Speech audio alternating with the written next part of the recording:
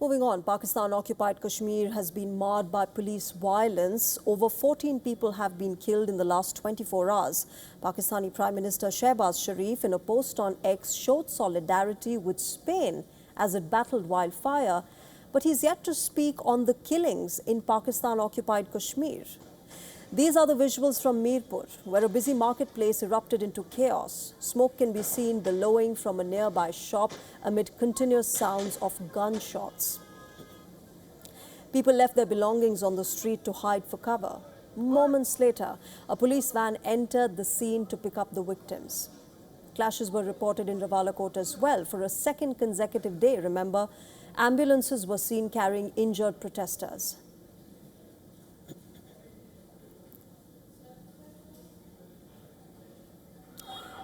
Earlier, Pakistani police and protesters clashed during the first phase of polling in the region. Several were allegedly killed on Monday evening.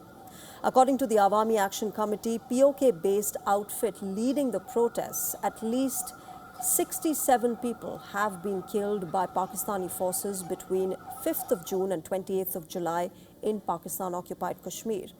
In fact, the Joint Awami Action Committee, or the JAAC, has repeatedly accused Pakistani security forces of opening fire on the protesters. Despite the violent crackdown, massive crowds of protesters have been participating in long marches from Rawalakot to Muzaffarabad. The surge in violence, remember, comes as Pakistan tries to hold elections in the region.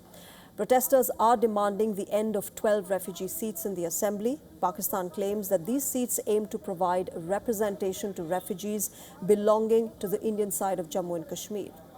Pakistan's ruling party, the PMLN, has meanwhile won 9 out of 13 seats that went to polls during the first phase of the elections in PoK. The results were declared amid the violence and allegations of rigging. India's External Affairs Ministry, meanwhile, has called it a cosmetic exercise which aims to camouflage Pakistan's illegal occupation and hide its grave human rights violations in the region.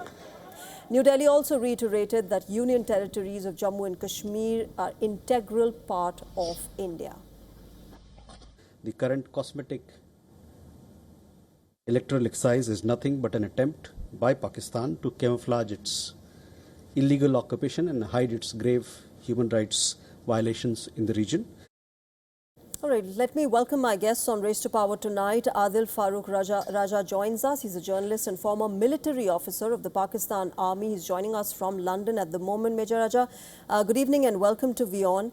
I want to start by asking you what you make of what has been happening specifically today. So many casualties amid the fact that Pakistani establishment claims that they're holding a so-called democratic procedure called elections, yet you see the killings against all these demonstrators.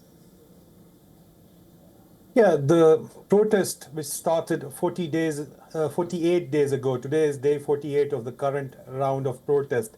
They started as protest for civic rights and basic rights such as,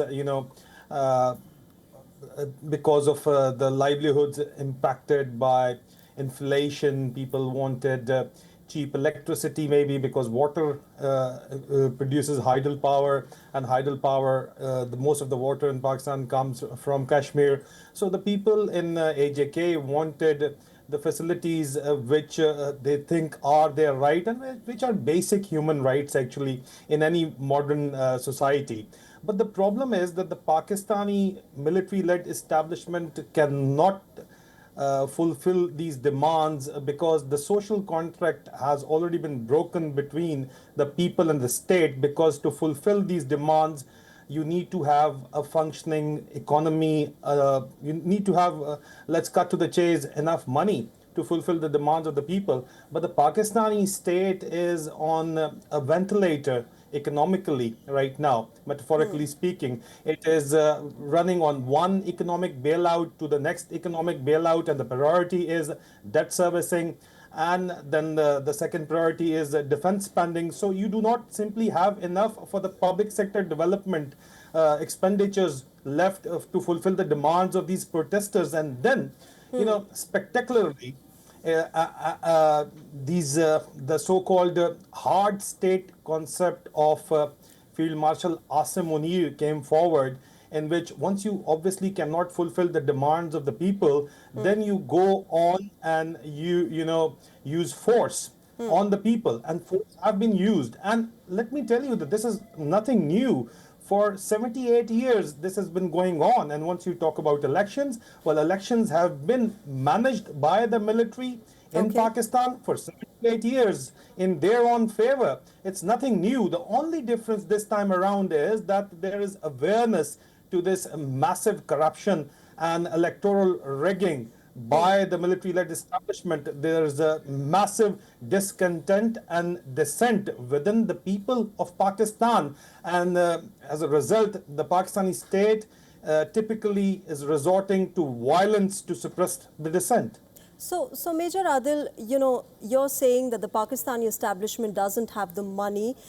They're not giving the resources that should be given technically and ideally to their local citizens. And now they have, Pakistani security forces even killing people who are demonstrating, demanding basic rights. And amid all of this, I want to understand from you, the first phase of election results, at least the preliminary results, are out. And they suggest that PMLN, which is led by Nawaz Sharif and Shehbaz Sharif, is leading in the region. What do you make of these results? And, the second, of course, is the PPP, which is led by the Bhuttos. All right, let me tell you this. Go to my X profile, formerly Twitter profile, @SoldierSpeaks. And 48 hours before the election, I made a public announcement, I made a public statement that the Pakistani military establishment led by Field Marshal Asim Munir has promised the Pakistan Muslim League Nawaz and Maryam Nawaz and Nawaz Sharif that they are going to win the election and they are going to, get the maximum votes in this election. And that is how Pakistan operates. May it be February 2024 elections, or may it be the current first round of elections in Mirpur divisions of AJK. I had, publicly stated, based on the information given to me by the Pakistani intelligence community, that the election would be rigged in favor of PMLN, and as per the reports, after 48 hours, out of 13 seats, 10 are being, been given to, allotted to, by the military, by the military-led establishment to PMLN. And that is why people came out on streets to protest. And instead of listening, registering their grievances, they were directly fired upon. And you're right that 67 people have been killed so far in last 48 days. But my report suggests that there are more than 100 people who have been killed. And so where are, the question is then, where are 30 or so dead bodies? Well, dead bodies are being stolen as a result of the protest. In 26th November 2024 at Islamabad, the capital of Pakistan, there was a massive protest and the military opened fire, direct fire on the people after the last light, and 105 dead bodies were stolen then, allegedly. And now again there are allegations of dead bodies being stolen. So the election results were already decided.